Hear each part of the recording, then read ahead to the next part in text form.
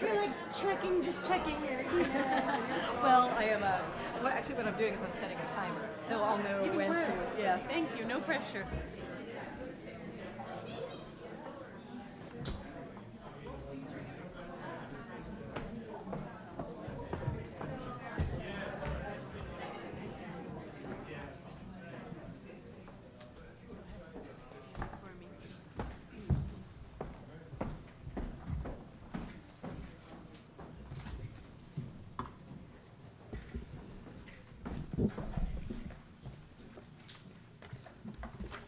Wow, it's great to see so many people here today.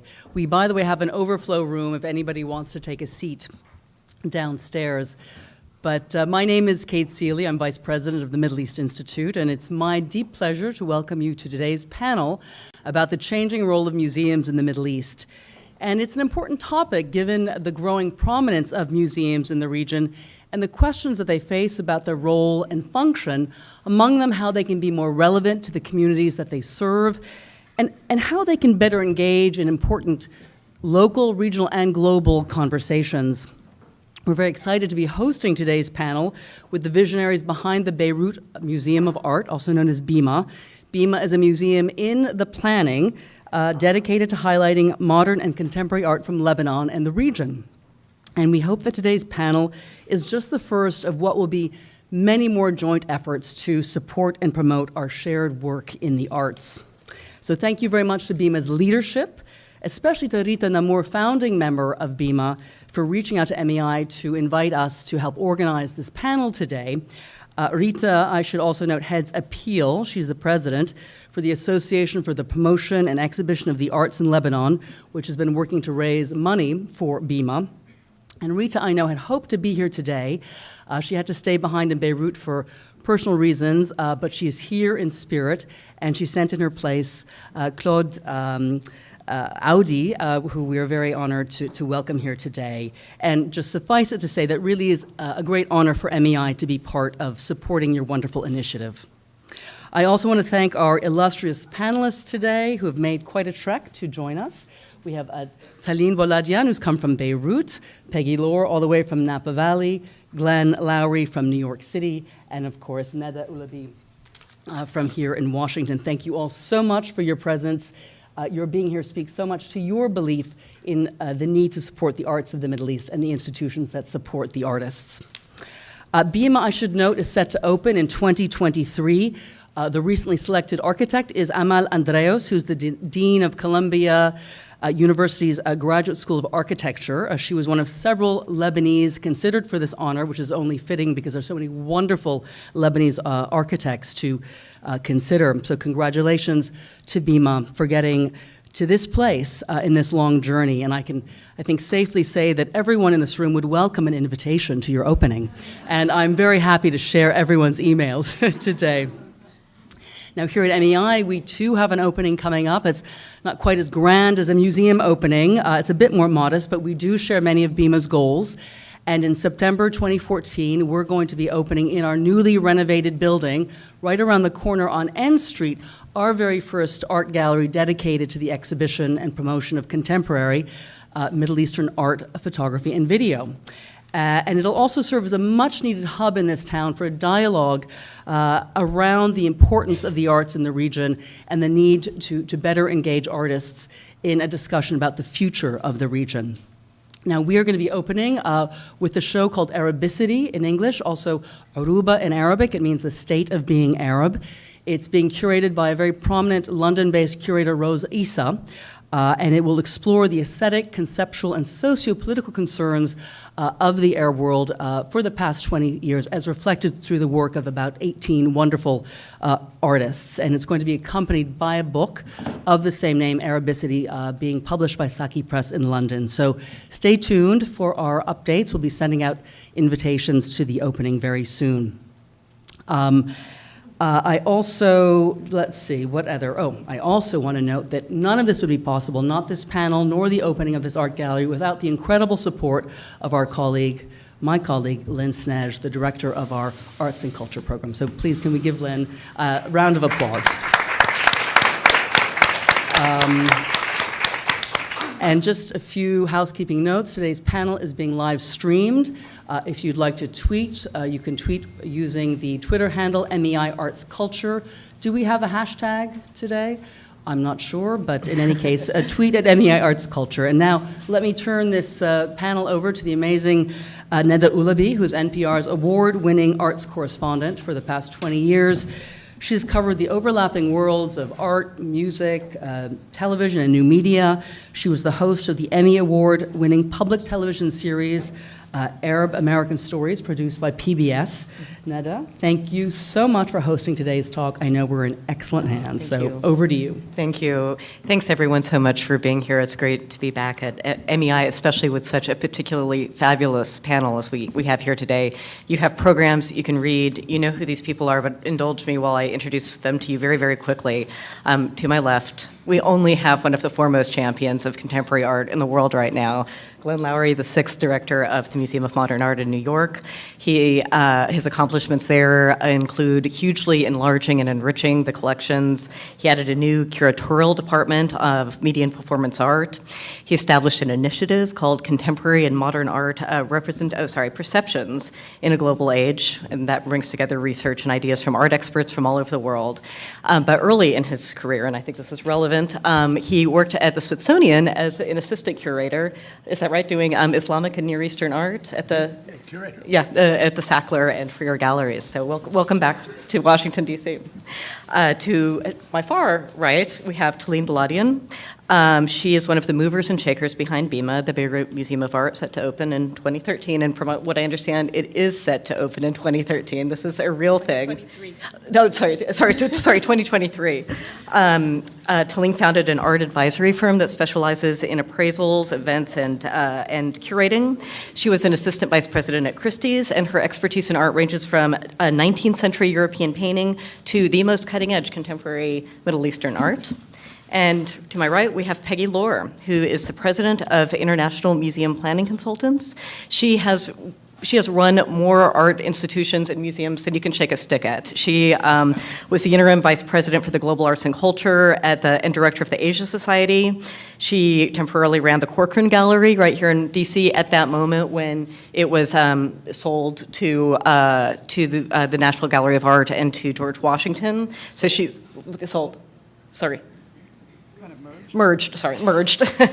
She's founding director of the new National Museum of Qatar, where you've just returned from. So I think we're all going to look forward to hearing about that. And she also, I'm just looking at this giant list of museums that she has run. Among them, the Institute of Museum Services at UNESCO's International Committee of Museums. So this is somebody else who knows pretty much everything there is to know about the topic at hand, which is basically what we're going to be talking about today, how museums have been grappling with the problem of how to transcend their traditional roles as educators, as preservers and protectors of cultural heritage, and how museums, particularly in the Middle East, can be more relevant to their communities.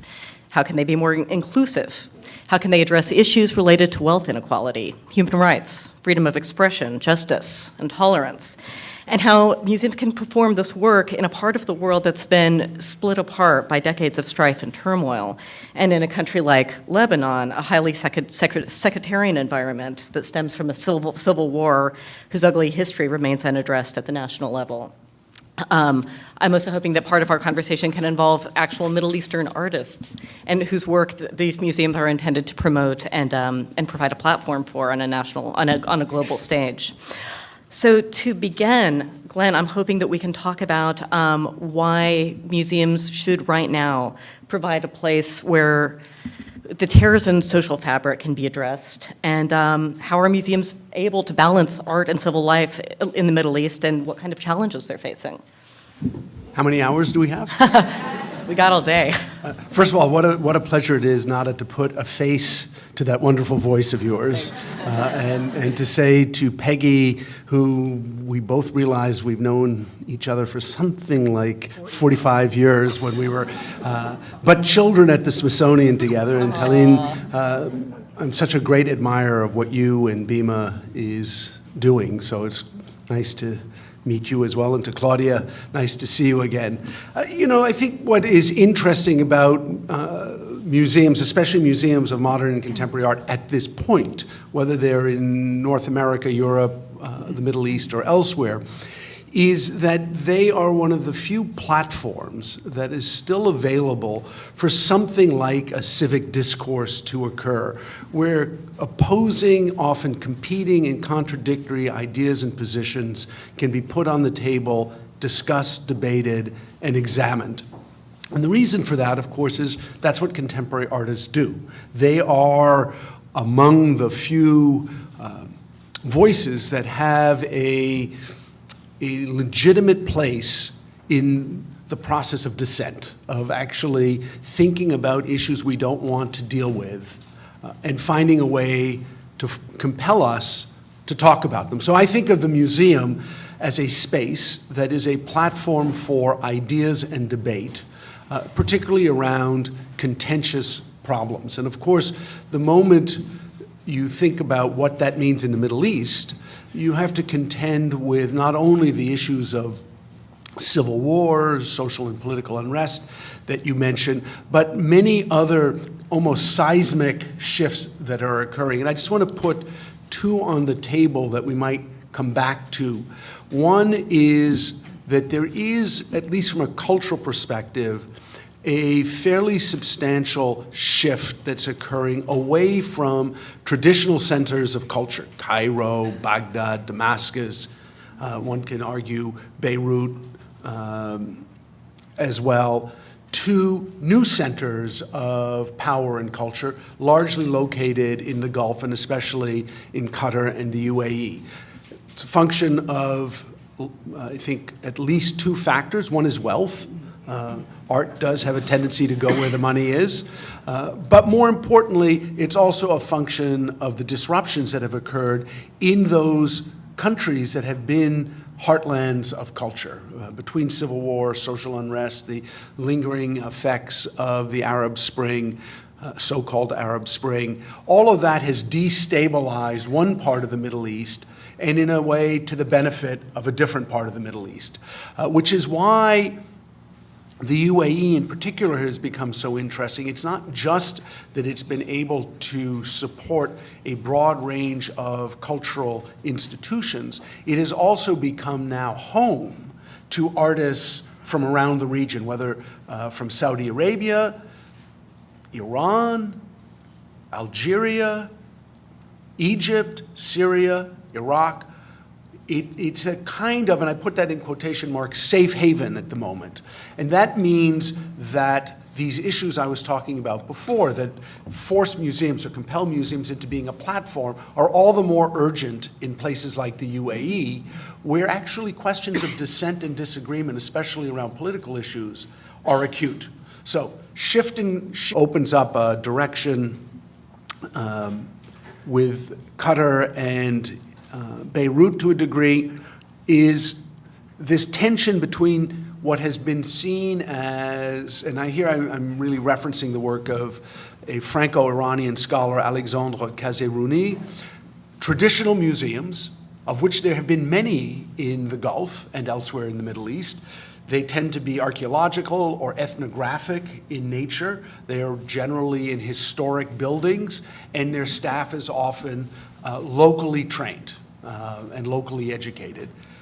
With these new, what he calls mirror museums, I would simply call them European-based institutions, these large-scale, extremely affluent, well-positioned major monuments like the Louvre Abu Dhabi, and I think one can argue like many of the new museums that have developed in Qatar as well, where you have often an internationally trained staff, you have access to resources far beyond those that are distributed to more traditional museums.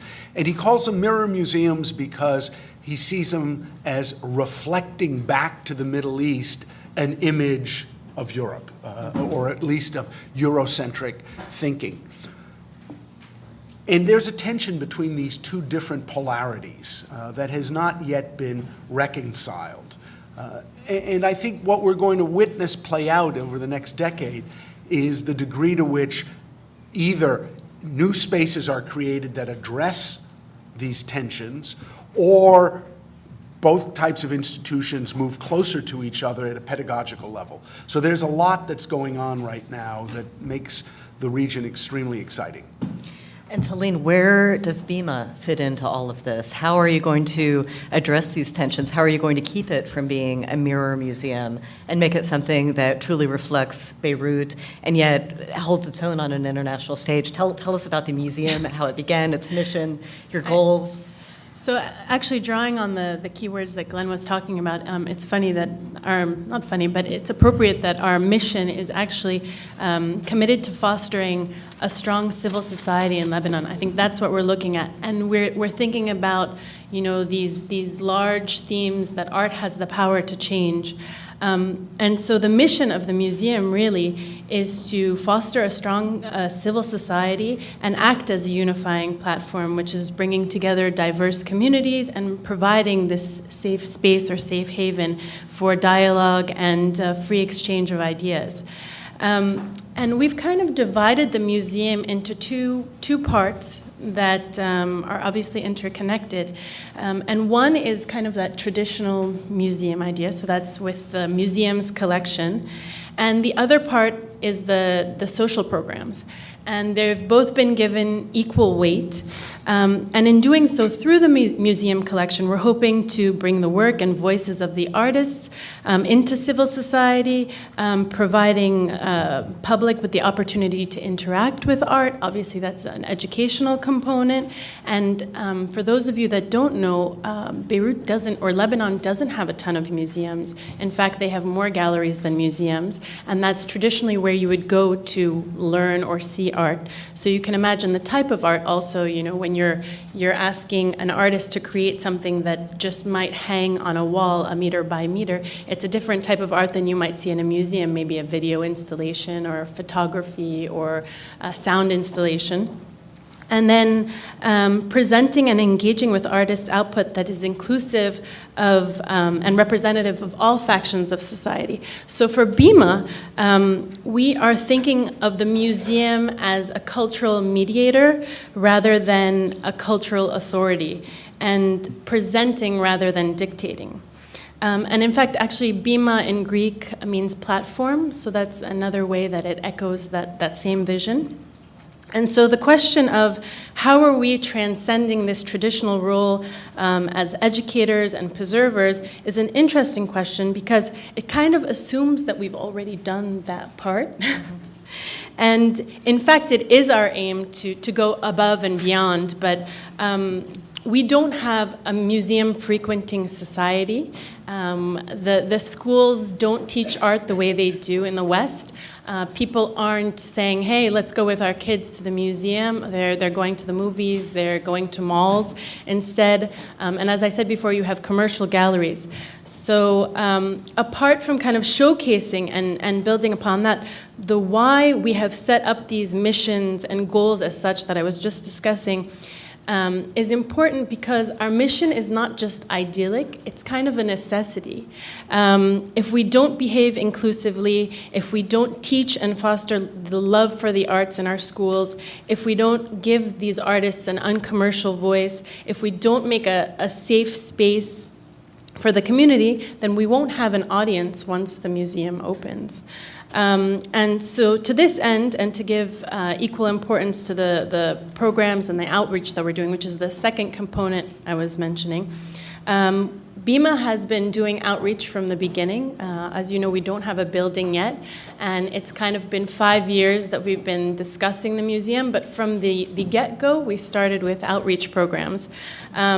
And this is obviously to boost cultural activity, incentivizing adults and children to participate, making art accessible by collaborating, and also, the end goal, I think, is to spread global awareness about Lebanese art. And I have some examples on the screen of some of our programs. One is the Lebanese Public School Arts Residency Program, where you can see there. And it's we started in 2017 in partnership with the Ministry of Education. And the goal is obviously to provide the youth from different social and geographic backgrounds with the opportunity to acquire new skills, broaden their horizons. It's a 6 to 8 week program, and the students are led by local artists once to twice a week. Different forms of art. You have anything from silkscreen, here I think it's puppetry. Yeah, puppetry, video, film, photography, and they share a common theme, and this year's theme is actually shaping common spaces. And then they come up with a collective piece at the end. The Ministry of Culture was so impressed with this program, actually, that he signed a deal with us for 10 more years, adding 3 more schools every year. So that's a big deal for us. And it's also a big deal because the public schools, also, if you know about Lebanon, there are a lot of languages they have to teach. They have a lot of subjects to go after. So to make space and room for the arts is also, a big deal. And there you have them on a... Sorry, go back. Filming, working with I guess, producer and filmer. You also have artist residency programs, which here we have one in Jezin, which is about 2 hours from Beirut. And this was neat because, first of all, it's about decentralizing art.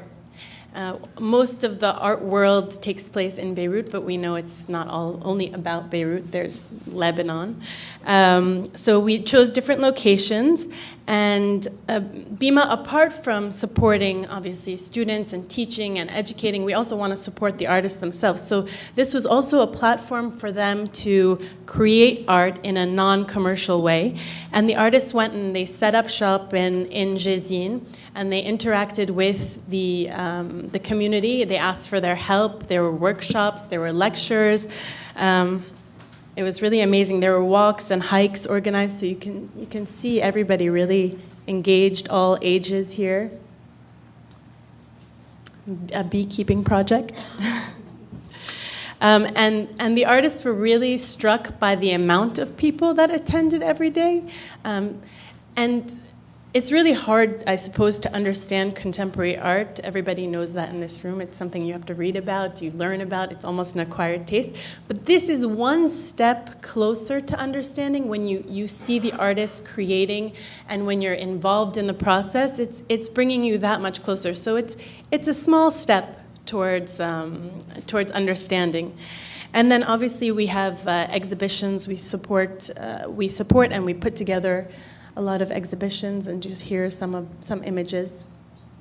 So I think that's one way we are moving forward, and we are trying to be true to our mission from the get-go before we even have a mission, and we are trying to go above and beyond just educating. But again, I think we need to work on that traditional role first in Lebanon as well.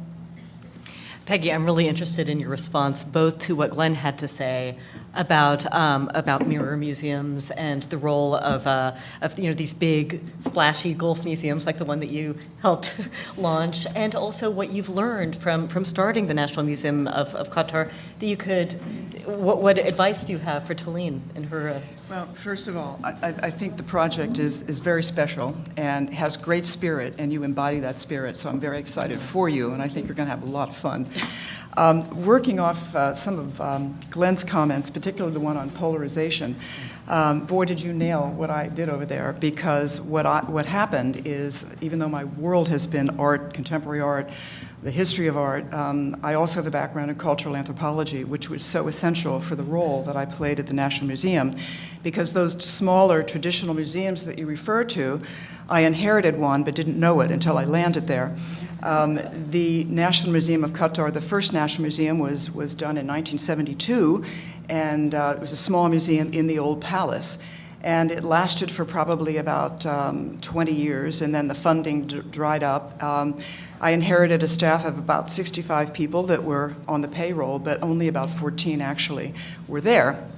However, those that were there and many who came back were incredibly helpful in telling me who the community was, the older community, the cultural community of the past, and what their vision was for this new institution, which was so vast, it was very hard for them to visualize and to know how big it was. And those early conversations really were tremendously useful. But I think that the idea of a museum in dialogue, such as you're eager to do, and again, that supports what Glenn has said, that these institutions are in a very unique place for having these discussions. We've talked about that in museums for a long time, that we just have to remain neutral, that we can't talk to ourselves, we have to bring the community in, we have to bring differing points of view in. And I want to give you a little snippet of something that actually happened to me in Qatar that was so interesting about that kind of dialogue. I had agreed to be a juror for the graduate thesis project for architecture students at Carnegie Mellon, which was at Clutter Foundation out at Education City.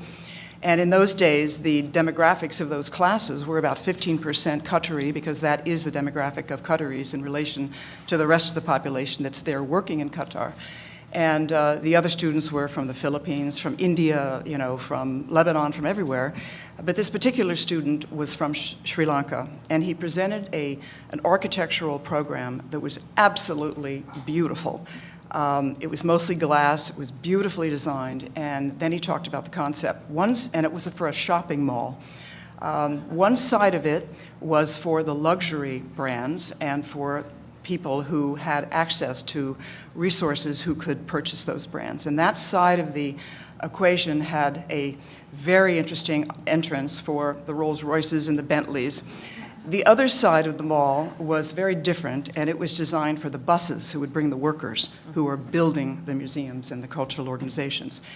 What was unique about the project is that there was a glass wall down the middle, and people were supposed to see each other in their realms. And we learned that this young man had been turned away from some of the malls because he was not Qatari, or he was not invited that particular evening or that day, because some of the days were set aside. And there was a young Qatari woman in the class who took great umbrage at this and was quite vociferous about what that all meant. And I don't need to go into the details, but it was a lively conversation. I'm not even sure there was a resolution to the conversation, but it's an example of the kind of political activity that happens, the kind of cultural, creative activity that happens, and the dialogue that can happen as a result of it. So I encourage you to engage in that. This happened to be on architecture, not on art, but I think artists are the people that can have this dialogue, can bring it up. And one more thing about museums, in addition to the artist, the lively and contemporary artist, those museums that have other collections, you can find almost in any collection, in any era, something that's controversial, whether it's an object or a scene, and to start with the collection and bring it full circle to contemporary issues, whether they're economic or political or whatever, is a great way to dialogue with the community and to bring them forward. What was controversial in the National Museum of Qatar? Many, many things. There were many people that didn't want such a big museum. They didn't think it represented them. There were controversies about what the content was going to be about. There were issues that the National Museum should be the focus, not all of the other museums that were being considered. An aquarium, a textile museum, a pearl museum, there are many more. There are about 5 more I can't even think of. And eventually, many of those were put on hold, and the focus was put on the National Museum, and it became a reality. And it's wonderful. It's really quite wonderful. But there were many controversies. Mostly it took place in the realm of discussing content and working with the community, the people that knew, the people that didn't know but had lived their life in Qatar and felt very strongly and emotional about their past long before oil was discovered. And those conversations brought us forward, and we had to work through all that with all of the outside experts and other experts who had written the literature in the early days, people from India and the Brits who were there, and when the Ottoman Empire was there, many of the records and the research was scattered throughout the world, and we had to find it all. Glenn, how did, in your travels and in your work in the Gulf, I'm curious about examples of what you've observed of how museums balance between being glamorous international tourist destinations and serving local communities, building local art scenes, engaging in politics and controversy. Well, I think what's interesting is what's rapidly emerging, certainly in the UAE, and you can make the argument more broadly in the Gulf, is an ecosystem that has at one end a place like the Louvre Abu Dhabi, which is capable because of its resources and its association with French museums of bringing extraordinary works of art to the Middle East and providing a space for Emiratis in particular to experience at least a certain reading of universal culture. I mean, you can't help it because my mother's French, but even that doesn't stop me from saying, when you see, David's Napoleon on a white horse on axis as sort of your primary idea of what culture can bring, not remembering that Napoleon was virtually on his way to trying to conquer the Middle East in a failed attempt, there's a certain irony that's embedded in that museum that charges it with potential and problems, right? It becomes one model of what a museum can be, but it's a model that starts with a very powerful ideological present, despite whatever claims to universality it has. But it is playing an important role, and I think this is a critical thing that I've come to really respect, having visited a half a dozen times. It is visited extensively by Emiratis, albeit of a certain class, but there's a pride in what it represents, that we can have something that's as good as okay. On the other end, you have a place like the Sharjah Art Foundation, which is much more granular, much more, if you wish, connected to artist-centric spaces that Sheikh Kahur runs, and provides a much more regionally focused opportunity for artists and those engaged in culture to meet on a regular basis to see edgy works of art that often push the boundaries of what could be shown in a more what should I say, high-profile space. And then in between those poles are a whole host of new places that are springing up, like Beit 15, which is a kind of artist collaborative in the UAE, or the salons that are being run underground in Saudi Arabia, that artists are looking for locations where they can come together with their peers and address the kind of critical social and political issues that cannot be at the moment fully expressed in the more highly visible places. And of course, in the UAE, you then also have a host of art galleries that provide another form of expression for the arts. And I think you have to look at the whole thing fused together, that it's very easy to see it as distributed. Sharjah has the Art Foundation, Dubai has the art galleries, Abu Dhabi has the Louvre Abu Dhabi and whatever other museums it will create. And then sprinkled underground are these places like Beit 15 that operate somewhat below the radar screen. Whereas in Beirut, you have it all in one place. Ashkal Alwan, which is one of the most successful artist-centric, artist-run spaces probably anywhere in the Middle East, if not beyond that, plus the Sursak Museum, which already exists, plus about happening as we speak, BeMA. You have this opportunity for this cosmopolitan concentration. And I think that's the opportunity that Beirut has that's different than lots of other places, to bring this ecosystem fully into focus. And if BeMA can actually be a catalyst to not only its own success, but also enabling these other kinds of organizations to thrive in a more vibrant ecosystem of opportunity, then what's already present in Beirut, one of the most intense artist communities in the Middle East, can expand into an even more intense museum public that deals on a regular basis with these kinds of issues. So I see the Gulf as representing one set of possibilities, but it's very distributed, and Beirut representing another set of possibilities in a highly concentrated way. This is a question for all three of you. How can it become a catalyst like that? What are concrete things that BeMA can do to create that kind of artistic and intellectual space in the Middle East? Well, first of all, as I say in Arabic, inshallah. I think a lot of this obviously depends on collaboration. That's the obvious answer. As you said, we do have the artists, we do have the spaces, we do have the residency programs, a lot of new ones cropping up. We have a new one called BAR. I think the ideal environment is where we share the information and we share our experiences and we complement each other in terms of our collections, in terms of our programming, and even in terms of our openings and dates and events. One thing that actually BeMA has done to take the initiative for this is I'm just coming actually from Houston, where we launched BMAC, which is the online platform for the collection. It's actually available to the public. So if you go to Rice University's website and you look up BMAC, you'll see the entire collection of what we have so far, 3,000 pieces online, free and available to the public. And the idea actually of this platform is not just making it available, but that it's kind of a research platform where you can upload information. So we are looking to any and all researchers, museums, writers, to kind of fill in the blanks where we don't have them. And we're hoping for more initiatives like this, I would say. You know, this sort of plays to an idea we worked on at the National Museum, which I think might also be an extension of what you just described.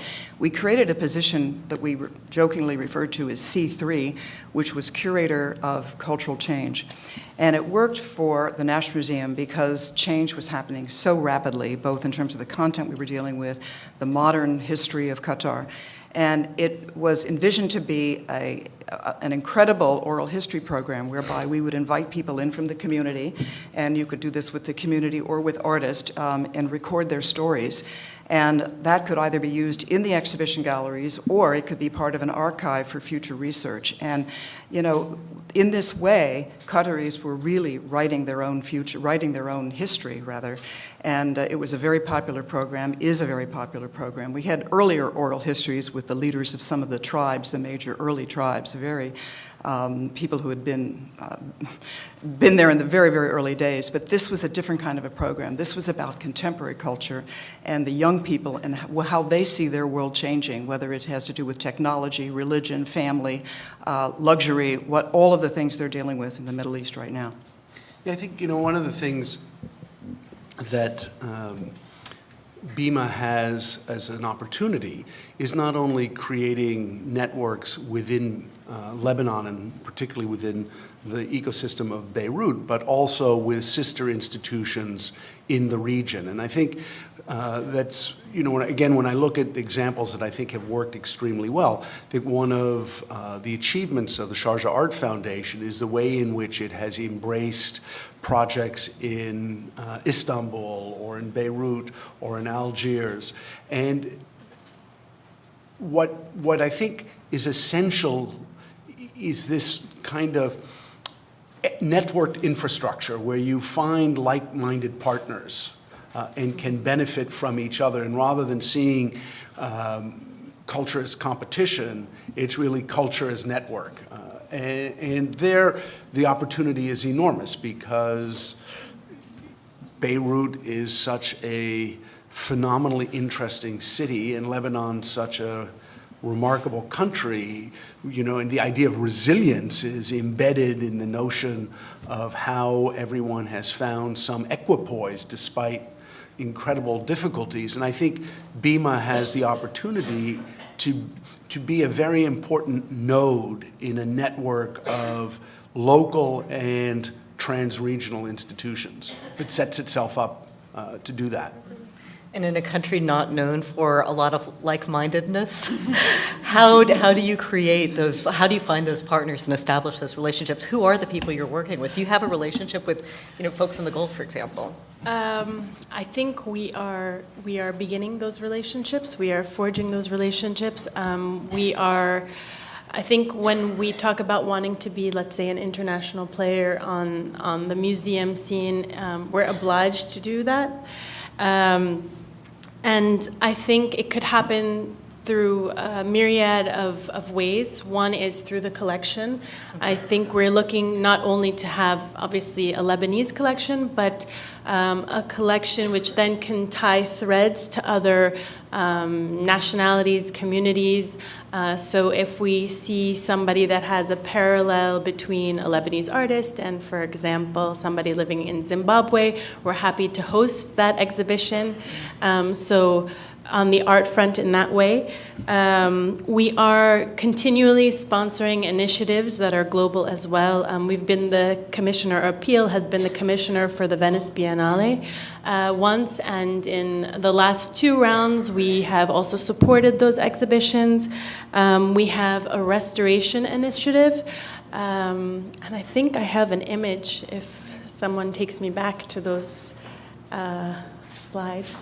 Anyway, we have a restoration project where these pieces, these 3,000 pieces that are going to be on an indefinite loan through the Ministry of Culture, need to be restored because this is the condition of them. And if you see that's a Giragosian on the top right, that's probably worth, I don't know, $80,000. And an Aref Reyes on the bottom, another $50,000. So this is the state of the collection.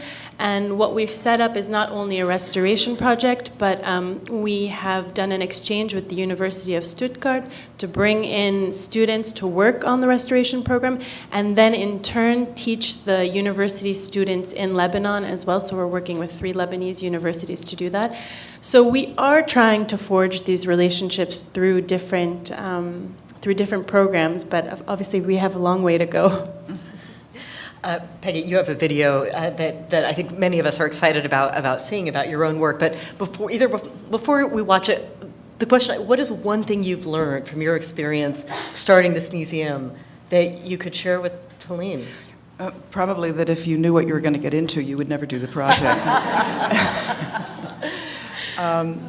You're Don't send me back home like that. No, you're going to have a lot of fun. I mean, it's just so important to cast a very broad net and to do it early. And I think that you'll be fine, and you have all the right instincts, and you're doing all the right things. And we all know that those of us who know Lebanon a bit, know that it's been a kind of a disparate scene, but with the connectivity with the galleries, and design is a big initiative there.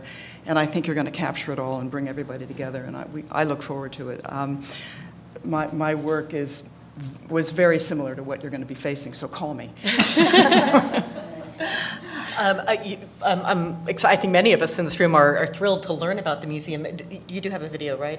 Yes, and if I could just say, there's music with it, which I can talk over. The music is wonderful. Maybe you could turn it down a little.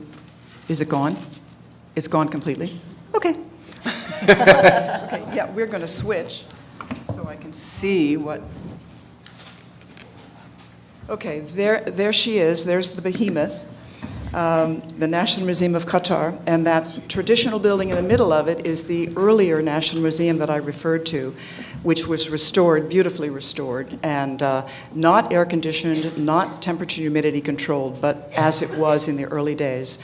And it's situated, the entire complex, right on the corniche, and you can see that it's based on this concept of the sand rose. I don't know if you know what the sand rose is. I have a picture of it later, but these discs that comprise this crystal penetrate the building, so there are no columns in the building, and all of these elements really create the interior walls, which you cannot really hang art on, but there's not a whole lot of art from the early days anyway. These are mostly objects that can be displayed in other ways.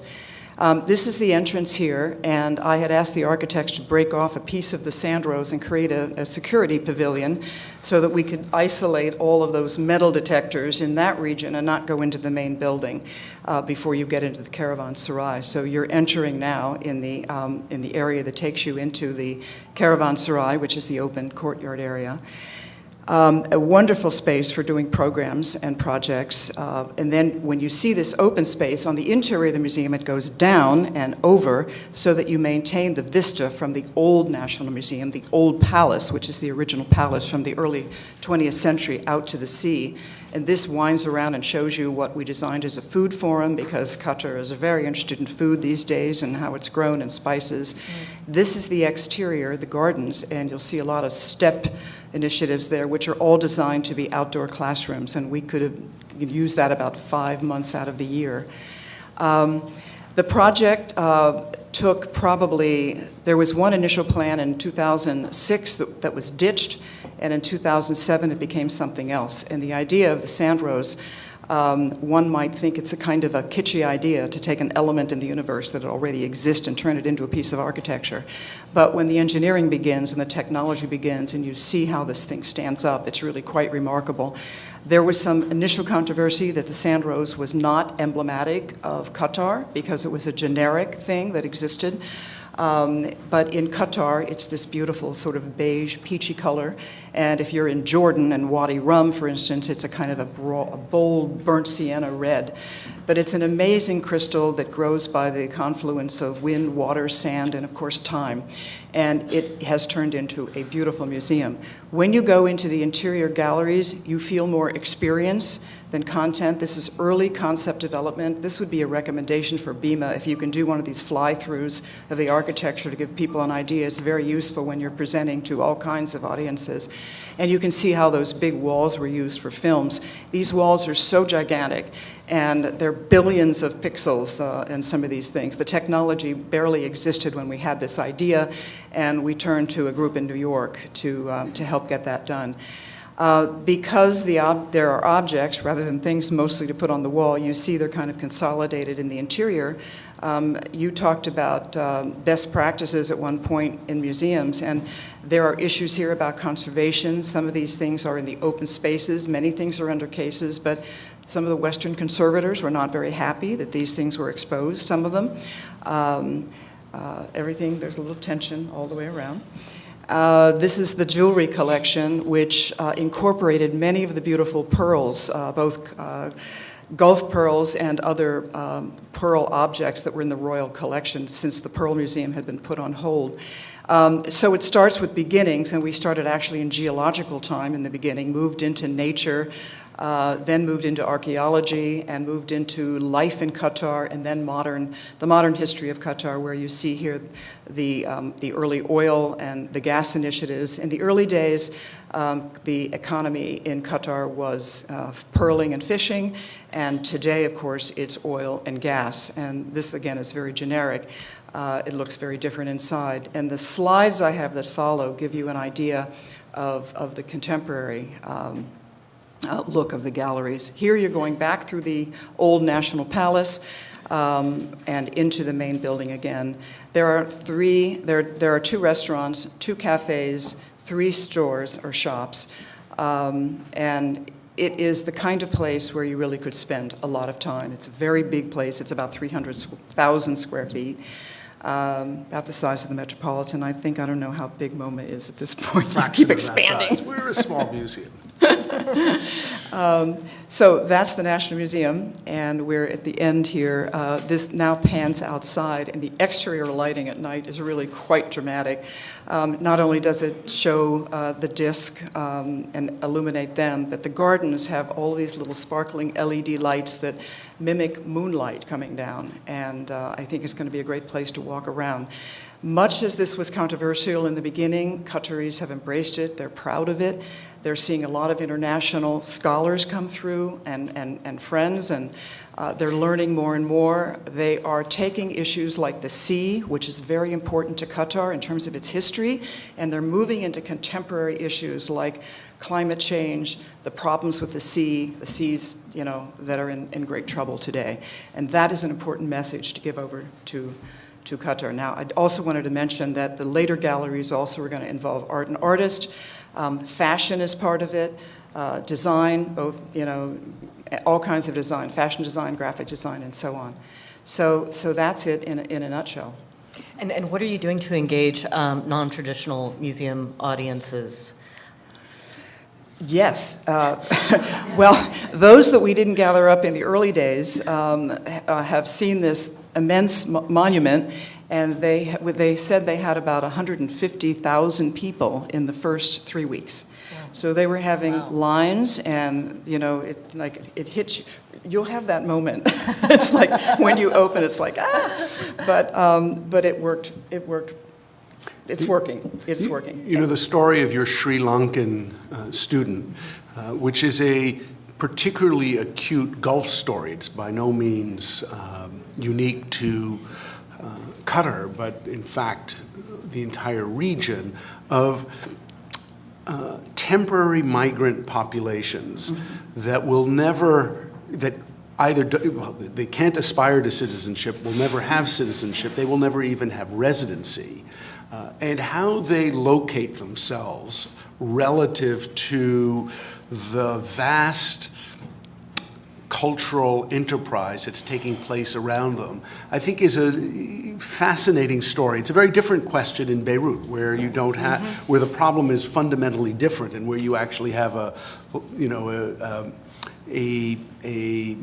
more urban-centered population. I mean, there may be issues with Lebanese traveling from outside the city to Beirut, but where you don't have, whatever it is, 85% of the population being migrant and transitory. And I think it's a great challenge to these, let's call them Gulf institutions, so we can embrace everything from Saudi Arabia all the way to Kuwait, because they all pose differing versions of the same problem. To whom do they speak? How do they locate themselves in some cultural enterprise? And to what degree can they embrace the vast majority of the population that in fact has no kind of place within the conversation? Glenn, that was at the core of early discussions, and Sheikh Mayasa often says we want to globalize the local and localize the global. And that means basically that they want the world to come to Qatar, but they also want the world to know about the basic principles and ethics and history and culture of Qatar. So that's one aspect of it. But it's a real challenge because this is a world that is changing dramatically, and the multiculturalism that we're used to in this country, whether we're talking about our museums or other entities, doesn't exist there in that way. The multiculturalism there is the 85% of the population that are not nationals, and we haven't even talked about nationalism and what that means for some of these museums, but that was very much at the forefront of what I was working with the staff, with the experts, with the architects, with the royal family. And then you get to the issue of, do you politicize that museum?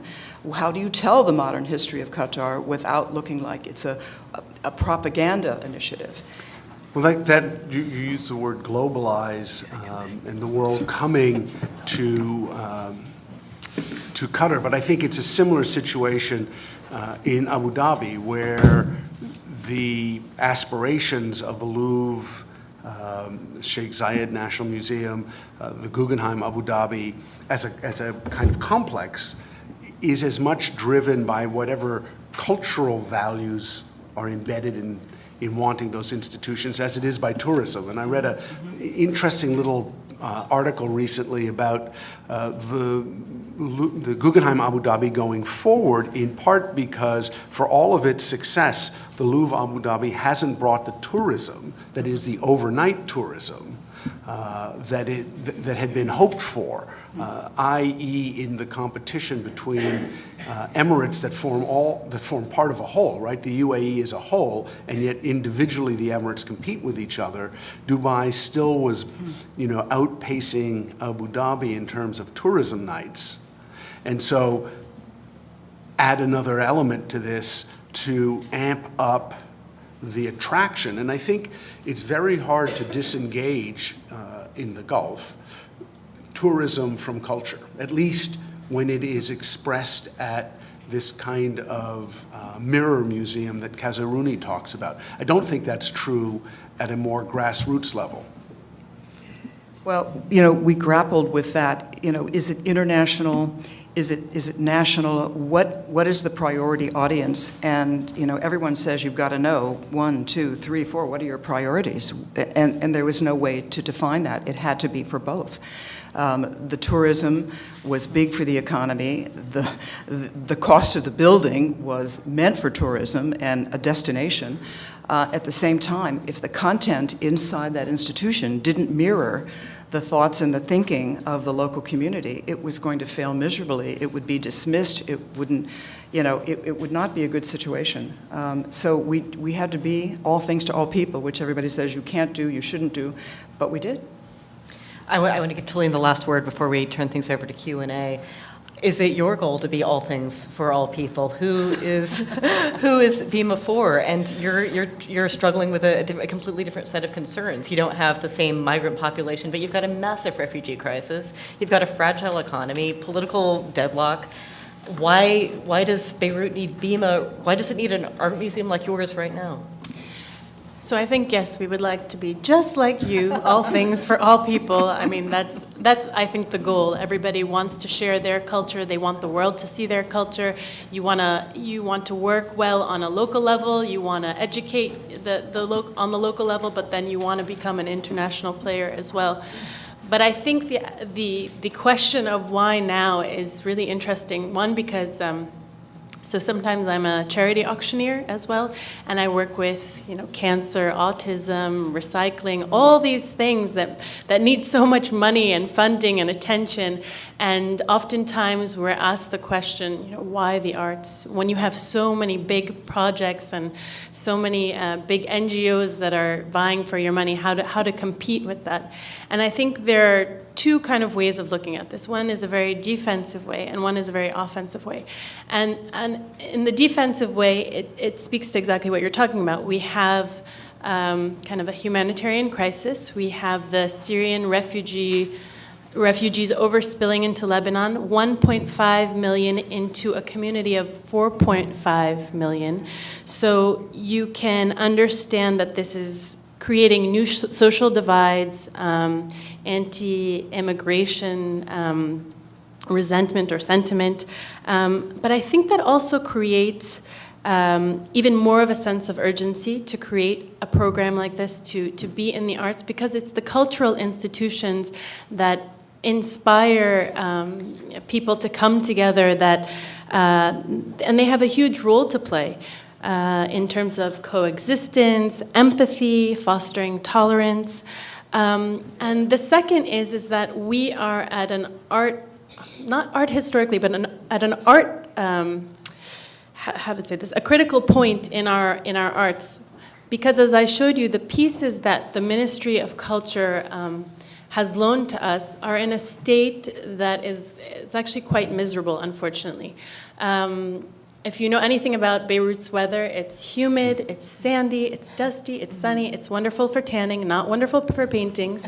And these pieces have gone into storage and out of storage, and we don't have art handlers every time they go in and out of storage.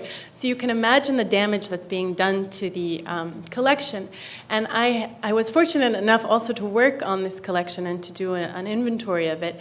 And when we saw the state of the collection, as I showed you on screen, it's kind of in this state where if we don't restore it right now, if we don't save it right now, if we don't put it somewhere to hang or give it a proper storage facility, it's totally going to disintegrate. There are termites eating them. There's mold all over the place. So I think we either lose this collection altogether or we give it a home. And those are two points for why now. And on the flip side, I think on a positive note, a lot of museums face modern-day, present-day challenges. You have the changes in medium, so you have digital works, video installations, interactive, appropriation art. And how tough is it for a museum that's existed forever to change its gallery space to host something like this? I think I remember a few years back I visited the MoMA and there was a Richard Serra installation, and you can probably speak better about this, but it was outside. MoMA's garden is not huge. And I remember the lady who was working on it not working on it, but she was a security guard outside, and she was telling me they had to come and reinforce the ground, and then they brought in the cranes to bring, and Richard Serra, by the way, is like big lead metal installation. So the MoMA, I'm sure, had days or months of work before they got to include this installation in their collection. So we get to think about the space from scratch, and I think that's a huge benefit, so that we can incorporate insane installations and video art and appropriation art and whatever else you can think of that's not even yet out there. And so that's an amazing opportunity. And two is that we get to think about the museum as a living museum. And the other day, my mother had forwarded me an advertisement from a museum, which I will not name, saying there's yoga in this room in the museum. Come every Monday at 9 o'clock for yoga. And I was just thinking, what are they doing? Why is there yoga in the museum? And it's maybe for meditation purposes, but also I think it's a gimmick to get people into the museum, right? So again, we get to rethink the idea of the museum as a living community space, and we don't have to think about how do we get people through the doors of this museum that existed in the 19th century, and now we have to evolve with the times. We get to think about what to do. We're going to put, for example, BeMA is going to put in a performing arts center. There's going to be artist workshops so you can actually watch the artists create. There's going to be woodworking ateliers as well to see how to create. It should be an interactive museum, and that's what we're moving towards. And I think I want to finish with, sorry, go back to the slides, if you don't mind, somebody. I'm just going to show you a visual of what the museum also is going to look like if you haven't seen it yet. It was on the other PowerPoint. And basically, the architect is calling it an inside-out museum. And I think that's also really interesting as well. You'll get to see the skin of the museum. There you go. So this is one image of it. And this is kind of the museum, the skin peeled out. It's boxy looking. But it has all of these balconies. And you can actually ambulate the museum from the exterior. You don't have to go in and then back out. And this, first of all, speaks to Beirut's wonderful weather, but also it means that we can put the sculptures, the paintings, the installations outside, and whoever is walking by in this area has a chance to experience the art. And the intersection that this museum is being built on is already a very, very busy intersection. It faces the Mathaf, which is the National History Museum, which is also really beautiful. And then you have USG, which is university, and from whom the grounds, have been given the grounds from USG. So you have a lot of students, you have embassies, so it's a really wonderful place, and people will be able to see the work from the outside. So again, speaking to the new way of attracting people's attention, bringing them in, pulling them in into the arts. Let's turn things over to you. Yes, questions? You've got the Gulf countries having central political power and having such a small percentage of the population as actual citizens. You're dealing with them, and then you're dealing with Lebanon, which is just so very opposite. Mm-hmm. And I think about having been to the Hezbollah Museum in Lebanon and been to a Druze museum in Lebanon, and this is the world that you're trying to incorporate into a museum, and it just seems so very different. The issues seem so very different, and I'd love comments on that. Sorry for the... Go ahead. It's definitely yin and yang. There's no question about it. I mean, Lebanon is very sophisticated. It has a long, long history of culture and the arts and design in the last couple of decades. The situation in Qatar is, we haven't even talked about what's happening there with art and artists and exhibitions and new museums. There's another project starting up called the Art Mill, which is the old flour mill, which will be about contemporary art. It's taken off, but it's doing it in a very different way than some of the other museums, perhaps in Dubai, where you go to the Guggenheim, you go to the National Gallery in Great Britain. Qatar is bringing individuals over, and those people were trained, and now they're integrating it into their lives. The question is still how they integrate the other people who are not the nationals. But you have a different challenge, and in a way, you're going to be guided by so many people who are already there and with you, and who believe that by the kind of stitching together you're doing with the other entities that you talked about, they're going to be right there with you. Your galleries are going to also become their galleries in terms of dialogue and everything that you're trying to do. So yes, it's different, but it still helps us describe how different the Middle East is and how working there in various other places. It's Saudi Arabia is very different. Dubai, which is doing the Museum of the Future. Do you know about that? Museum of the Future, which is, go to their website and look at what they're doing. It's incredible, combining technology and biological DNA under the sea, creating amorphous jellyfish-looking thing that are doing desalination programs so that there's enough water to drink into the future. They're doing a lot of this. Now, these are probably Western ideas, but they're doing it. They've got the money to promote it, and all of these different things are happening over there. It's pretty amazing. It feels like there's a bit of a shift, and they're also doing it because they can, and good for them. I would just add quickly that there are many different registers to the cultural matrix of the Middle East writ large. So while you can look at the very disparate scales, economies, and populations that the Gulf serves and that Lebanon serves, at the register of artists, there's an enormous amount of interconnectedness. And in fact, the Sharjah Art Biennial was recently curated by Christine Tomei of Ashkal Alwan in Beirut. So at one register, there's a great deal of back and forth, even if at another register, it looks like there's no kind of parity or equilibrium. And I think this is what is making the region so interesting.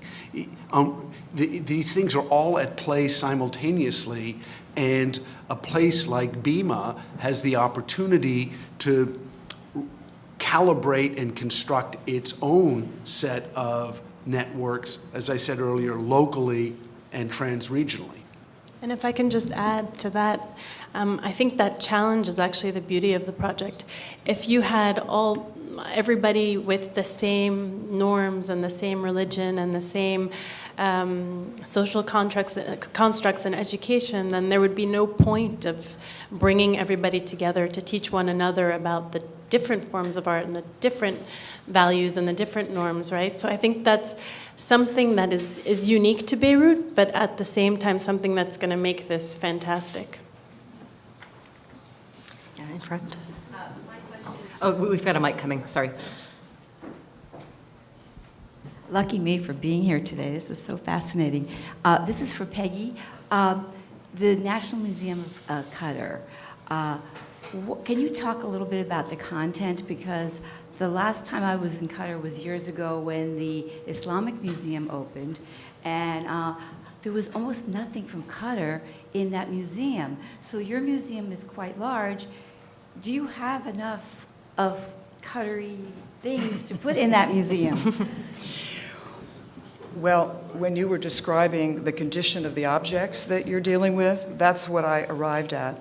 In a very poor state, requiring massive conservation, and some of them simply could not be saved. Frankly, the region has very similar kinds of materials, if you're dealing with Bedouin materials, for instance. So that was easy. It could have come from Qatar, it could have come, from Saudi Arabia or from Bahrain or somewhere else. So we dealt with that. But we knew from the beginning that the content would have to be, that this would not only be about collections, it would be about film and music and poetry and all of the other things that comprise the culture of Qatar. So those films are very essential to the experience that you get there. They're beautiful. The light is changing from blue to green. If you're in the Sea Gallery, elsewhere with,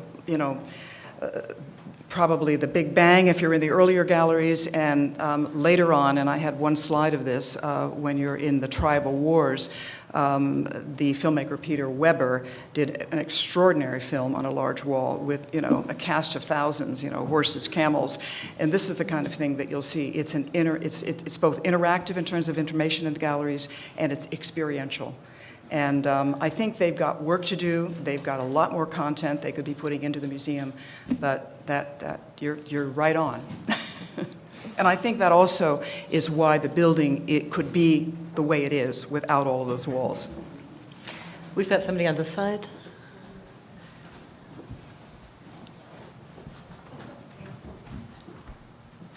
Thank you so much for this fantastic panel. I'm Cynthia Schneider from Georgetown University. Taline, I think I'm asked this question all the time, why art? You gave the best answer. That was really, really fantastic. I'll give you a little more ammunition that a Palestinian once said after the Berenbaum Orchestra had visited, and he said, other people bring us food and shelter and medical care, and we appreciate that, but you would do that for animals. And you have made us feel human. Very nice. But you're already in great shape with your, I can always what use you more. said. Glenn, I have a question for you. We're in Washington, so I'm going to ask a political question. We were lucky, and no, not about the election. We were lucky enough to have a fantastic trip to Saudi Arabia together, where we saw so many fantastic things and met so many interesting people. That was in December 2017, I think, if I remember right. I struggle all the time. Would I do that? Would I accept that invitation today? I doubt it. Maybe I give myself too much credit. But my question to you is, what does one do with the artists from Saudi Arabia? Because so many of the people we met are supported by, some are supported privately, but so many are supported by the state via an NGO, but still the money is coming from MBS in one way or form or another. And I wonder how do you continue to support artists? Do you continue to do the partnerships? And how do you resolve this? It's a fascinating question, leaving aside the politics around MBS and the issues of Jamal Khashoggi's assassination. What I have seen in Saudi since then is a real grassroots effort by local artists to create their own salons. These exist underground. They have their own networks. They are not official. You saw a little bit of that in Ahmed Mater's studio in Jeddah, which for years had acted as a kind of quasi-official meeting place for more cosmopolitan artists from the area who needed a place to talk and meet and often work ideas out together. But parallel to that, a number of young Saudis have started their own salons. These have been going on since 2011-12. They meet infrequently, but they provide alternative spaces for artists to connect, to work, and to show art. Because one of the things that one always has to remember, even post-December 2017, to have an art exhibition in Saudi, if you're a gallery or a museum, or even an artist-run space, first you have to apply for a license each time you want to do a display, and then you have to apply for approval of every single work of art to be displayed. So it's a very onerous process that makes it almost impossible for anything that we might call politically charged or interesting to be displayed. So artists have taken matters in their own hands, and they operate below the radar screen. And I think, and I'm seeing a lot of that actually, not just in Saudi, but elsewhere in the UAE and the Middle East. And there are a number of initiatives like that in Algiers. There's certainly a number of initiatives that run parallel to that in places like Abu Dhabi and even Dubai and Sharjah. And I think that's where the action is. That's where the contemporary art history is being written. Yes, ma'am. Yes. Thank you. Thank you. Is it on? Hello? We can hear you. Okay. I'll speak loudly. Thank you. Thank you so much for your presentations, and I want to address this to Taline. I think you did an amazing job telling us about what BeMA will be. I'm Lebanese, I'm an artist, I'm an art therapist, and I'm a cross-cultural educator. So you Nice. bring all of that together. I'm just so proud of it. And I also want, because of what I've experienced, is what we're talking about also is how healing art is. It's art and intrinsically is healing. And I know that as an art therapist, but it also is an integrator. And I think what you're trying to do, starting into the schools and bringing people in and to create that dialogue, especially in Lebanon, which pluralistic as it is and messed up as it is, it also can come together. So I just want to applaud you. I hope you achieve your dream. We're so proud of you. And I also want to say, I also lived in Saudi Arabia and met with the artists and everything.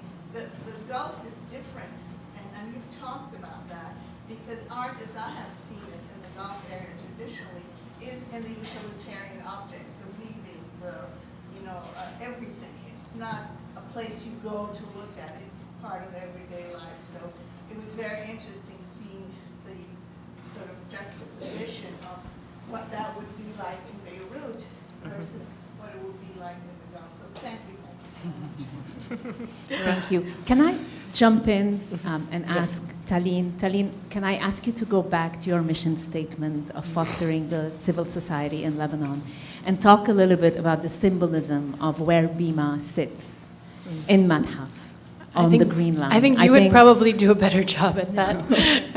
As I said, it's in the east-west line, and so it's also a political point. We have a lot of divides in Lebanon, and they can be religious, and it's not just Muslim-Christian. Within the Muslim community, there is another divide, and within the Christian community, there's another divide. We have different... we have all sorts of people coming into the country. We have, and have been living in the country and contributing in the country. You have, obviously, the Syrians, you have the Palestinians, you have the Armenians, and each person giving each community giving their touch. And so this museum, the plot, is actually right on the line. So it can be seen by everyone, and it can be visited by everyone, and it's an important historical point for Lebanon. In conjunction with all the collective dialogue, I actually have a question for Glenn, because he's, of course, a scholar of Islamic art before he became so knowledgeable about contemporary art. But just as there was an Islamic golden age, 800 to 1250, do you feel that with the Middle East we're moving into a golden age? In the early days it was science and the arts. Do you feel there is this shift that people talk about? Well, I think for sure, if you look at the concentration of wealth and aspiration, it's not just wealth, but wealth and aspiration in the Gulf, and I mean the Gulf writ large. This is one of the most interesting places in the world right now, and has been really for several decades. And you look at these different cultural models that are being produced, whether it is Abu Dhabi and its reliance on branding institutions, or you look at Qatar with its development of its own national institutions, or Sharjah with a very different, more artist-centric, but really more synthetic cultural policy that has been in existence since 1979. You have these different models at play that cumulatively add up to this extraordinary moment there. How long can it endure? I don't know. But golden moments never endure for as long as we think they did. Golden age theory is ancient history, right? It always is. You're looking back at the past in a curious kind of way. What I think is so fascinating, and I touched on this earlier, is the way in which civil unrest, political unrest, and long-term economic problems have racked the traditional centers of power and culture in the Middle East, and in a way allowed a region like the Gulf to suddenly become so much more prominent. The oil money was there from the late 60s onward. It's only in the last 15 or 20 years that we've seen this extraordinary infrastructure develop, and there's no reason why it won't continue to develop and to flourish in unexpected ways. So, if you're a historian, you know that nothing lasts, that the power and prestige of one part of the world will give way to new power and prestige in yet a different part of the world. So this is just an extremely interesting moment to be engaged with this region and to watch it unfold in real time. Nothing lasts forever, including this panel, unfortunately. But you have given us a golden hour and a half, for which I think all of us in this room are extremely grateful. Thank you all for your